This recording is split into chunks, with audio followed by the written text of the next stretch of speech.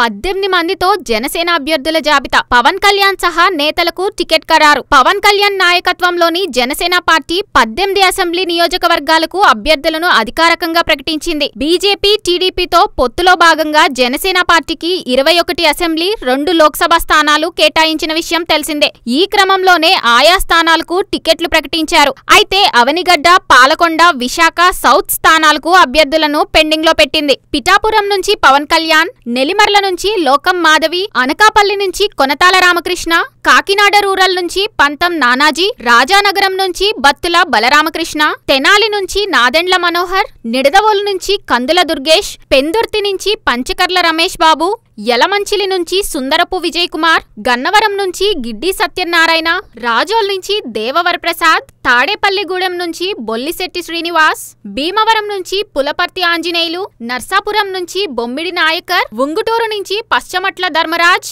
పోలవరం నుంచి చిర్రి బలరాజు, తిరుపతి నుంచి అరణి శ్రీనివాసులు, రైల్వే కోడూరు నుంచి డాక్టర్ యనమల భాస్కర్రావు పోటీలో ఉన్నారు. ఇదిలా ఉండగా ఆదివారం బీజేపీ 111 మందితో ఎంపీ అభ్యర్థులను ప్రకటించింది. ఏపీ బీజేపీ లోక్సభ అభ్యర్థులు వీరే. అరకు నుంచి కొత్తపల్లి గీత, అనకాపల్లి నుంచి సీఎం రమేష్, రాజమహేంద్రవరం నుంచి పురంధేశ్వరి, నర్సాపురం నుంచి భూపతిరాజు శ్రీనివాస్ శర్మ, తిరుపతి నుంచి ఎస్సీ క్యాండిడేట్ వరప్రసాద్ రావు, రాజంపేట్ నుంచి కిరణ్ కుమార్ రెడ్డి.